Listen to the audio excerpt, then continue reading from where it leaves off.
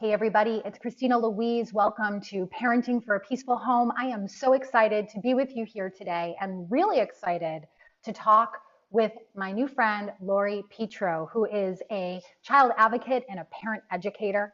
And today she's going to help you uncover the root causes of your children's challenging behaviors and to teach through love.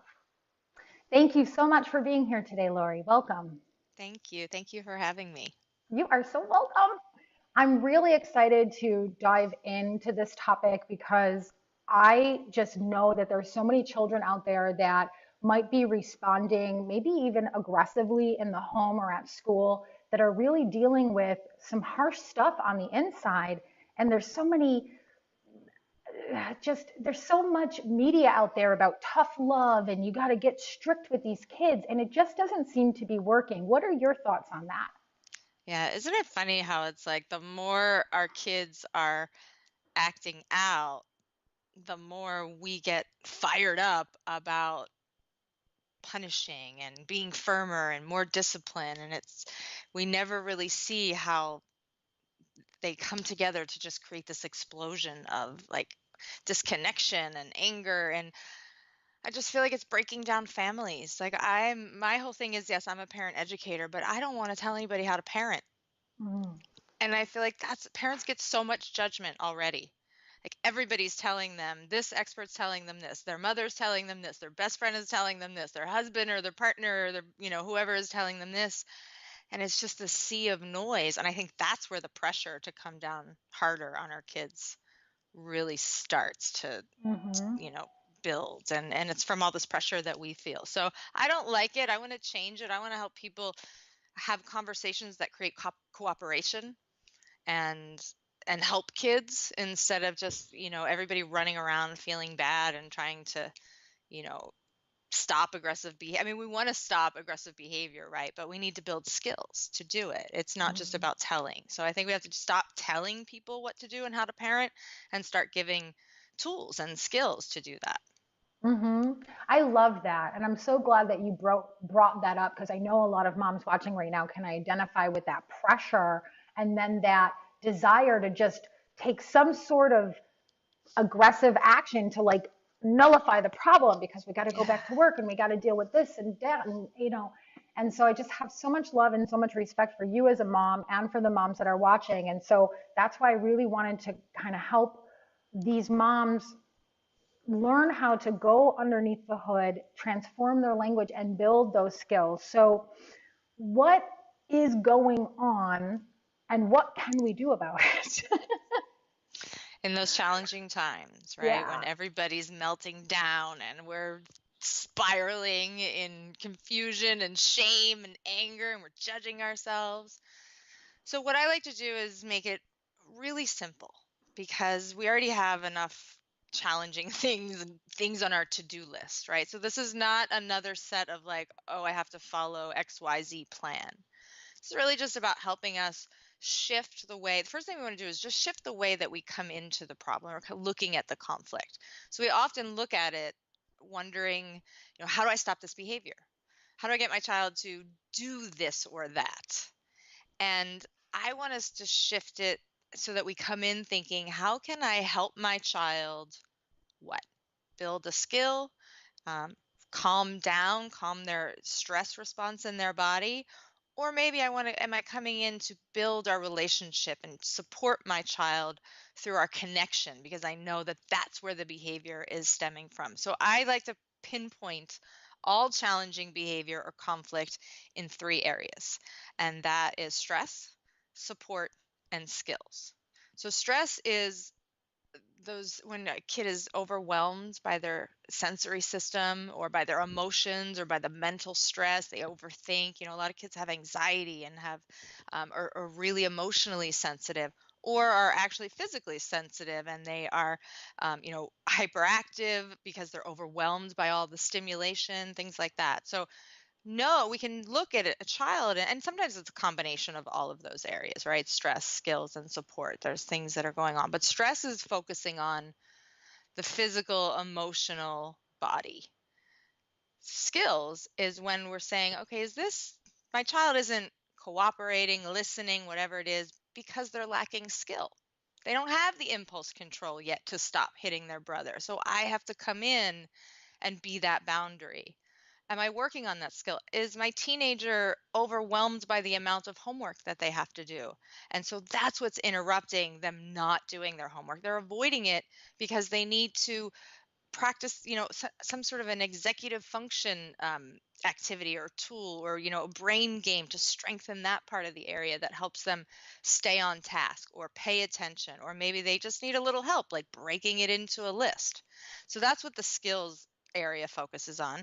And Okay. then the support is, I think I mentioned that, is this challenge coming because my child feels disconnected from me or unheard? Maybe I've been doing a lot of demanding and controlling, and now my child is pushing back and saying, I won't listen to you. And it's not because it's about a lack of skill or they're stressed out. It's because they're saying, I want you to listen to me.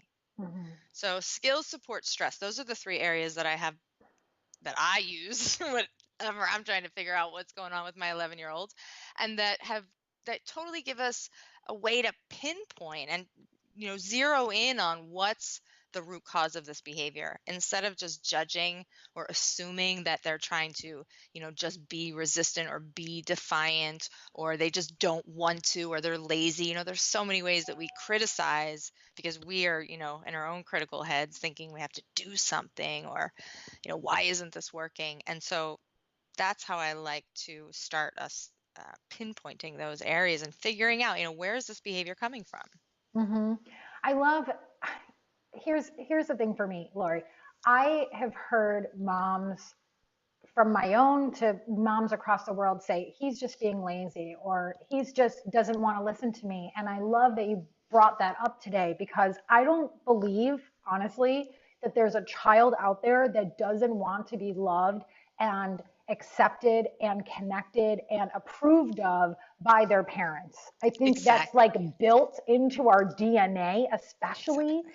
Yeah. for our parents, and for really, we all want to be connected to everybody in the world, right? And be loved by everybody in the world and be accepted by everybody in the world. So I'm really grateful that we're talking about that today. And I want whatever, if there is a mom out there watching right now who has in the past judged her child as lazy or defiant or just threw that label over it, I also want to just say that share so much compassion with that mom, because I just want to say forgive yourself for that, that I'm not criticizing you for doing that, because that was your way of surviving, right? That's what we do. We have to put things in these pretty little boxes in order Yeah. for us to survive. So I just wanted to be clear that I don't think that the parent's wrong for making the judgment. I don't think the child's wrong. I just think there's a lot of miscommunication going on. And that's what your work is really all about, right? Is helping parents transform their language and lead by example. So let's talk about that, please. Well, just in what you just picking up on what you said,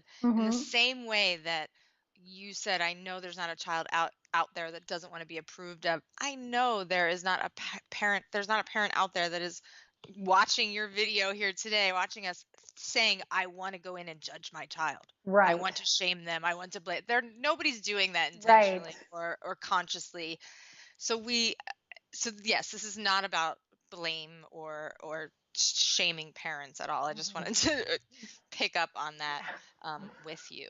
Um, but to your point, I'm sorry, repeat it for me again, That's because that okay. was so important It's to me and I didn't want to let it go. no, it is. And I'm sure the Because moms there's can so just, much guilt out there for yes, parents that, and already, we want to right? just be sure you guys know that's not where we're going with this at all.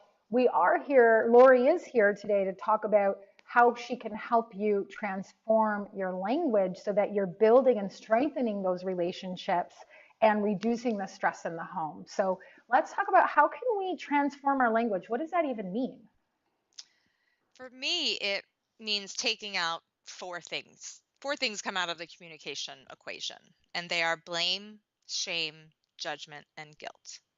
Now, all four of those things are driven from fear. So we only act that way with our kids when we're acting from this place of, like, who's watching me parent my child?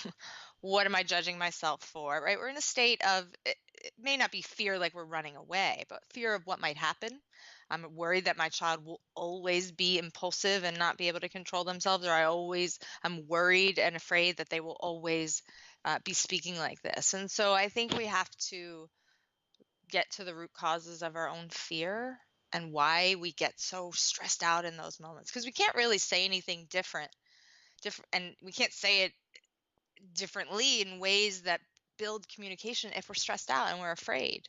I was just Mm-hmm. talking to another mom who does a podcast, and she's a parent educator as well. And she was talking about, when she's completely two different scenarios. She was trying to help her daughter get ready for camp, and her daughter was like just slow poking around the morning and she was running in, and here she is, a parent educator. She's like, but I was running in saying, Ella, you have 15 more minutes. And she was stressed out, right? That she was going to miss the bus for camp. So she kept going in and sort of like pestering and demanding and asking and then judging, or what are you doing? Why are you fooling around? And all of these things. And then she was like, but in that moment yesterday when she came home from camp the other day, it was completely calm.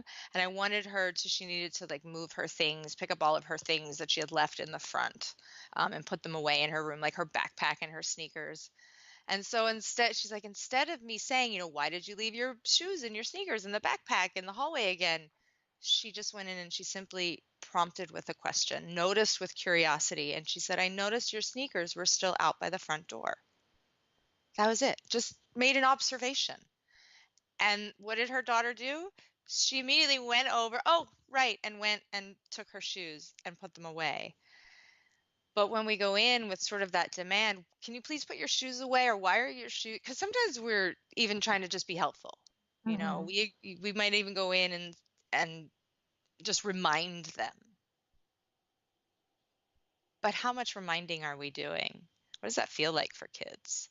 I feel like we do so much directing of them all the time because we're worried, or we think that we have to like raise children, and we forget to just have relationship and just live and be there. So the first step is really just removing that fear and wanting to help the child build their skills, connect, whatever it is. And we got to go in, we got to let go of or identify even what we're really feeling in those moments that push us to blame or shame or judge or demand.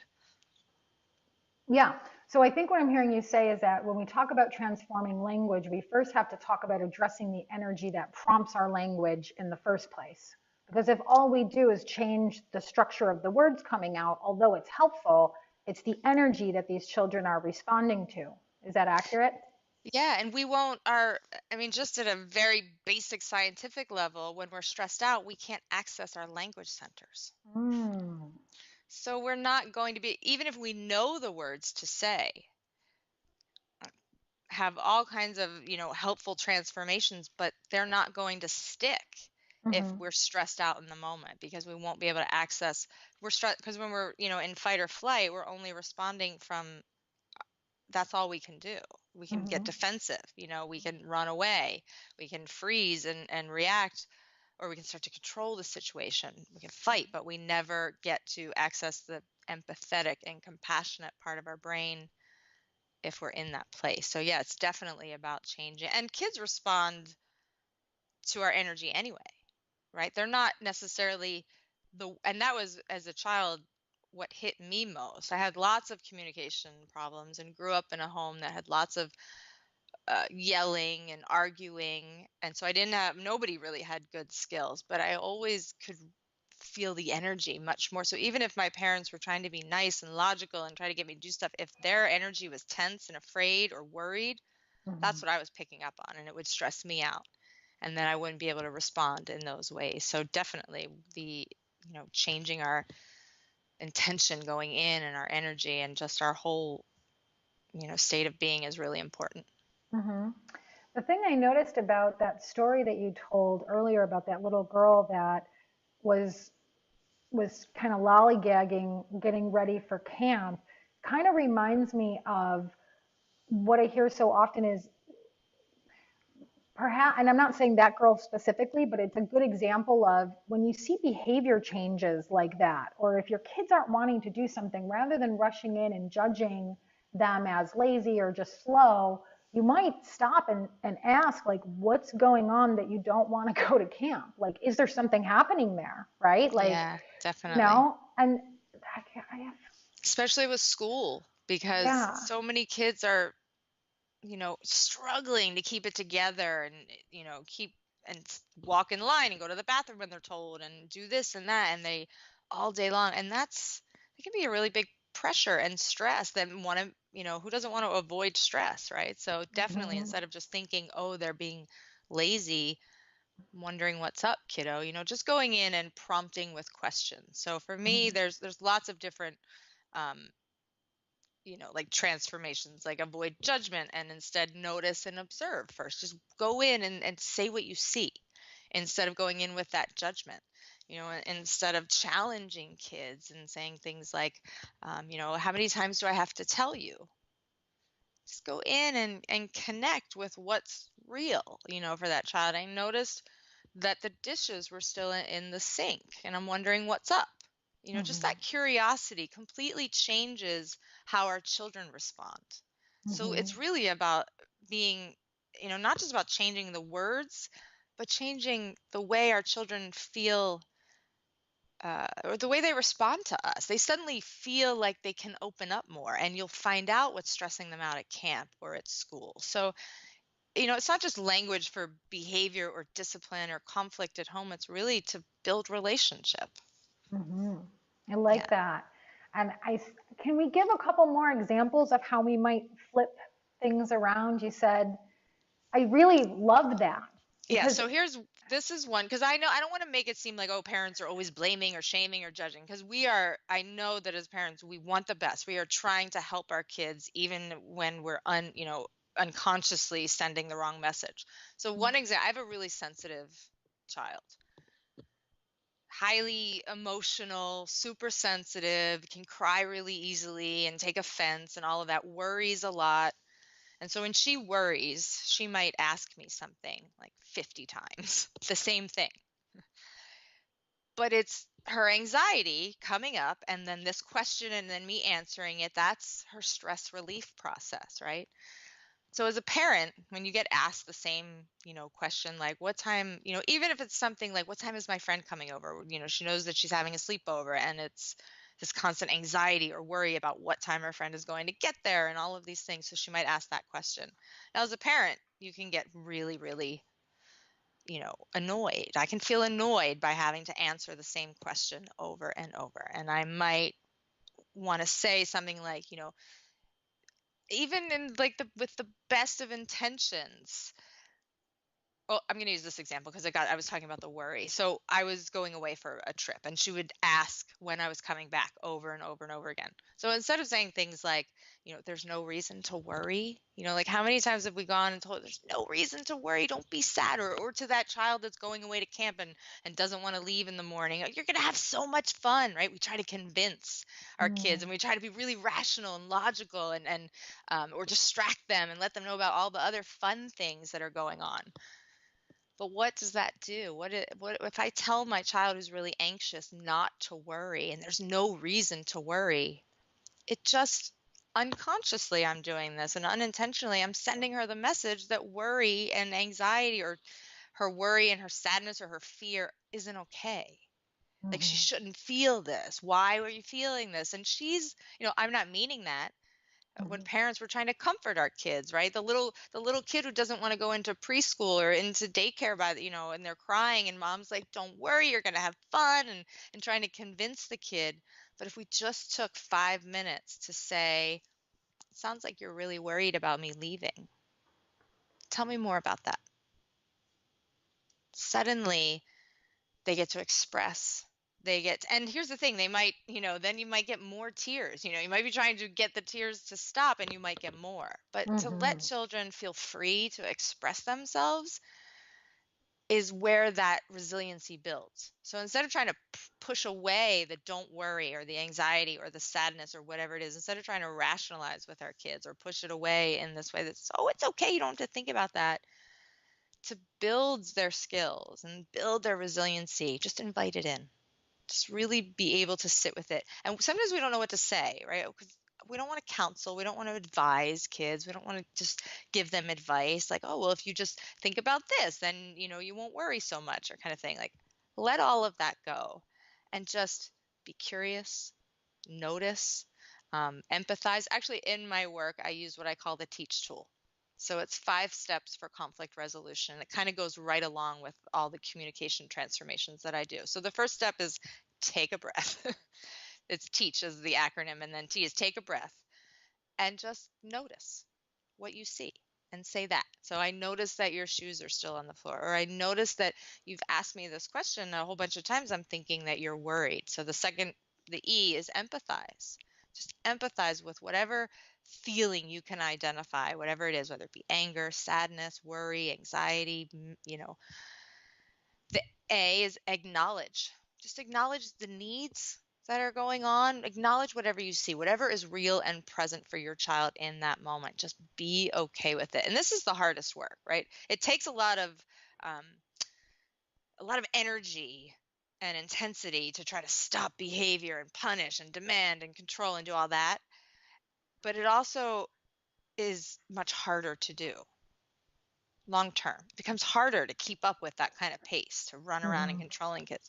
So this work, it's easier in the long run because kids really develop this amazing sense of themselves and their own emotions, and they're really secure with them. But it's so hard in that moment to be comfortable with uncomfortable emotions, or Mm-hmm. with our own discomfort, to just sit with our own discomfort. Like, watching a child who's really upset is hard. We don't want to see our kids sad. We want to make it better. We want to, help them see the other side and get through it. But the best way that we can do that is to really just sit and be present.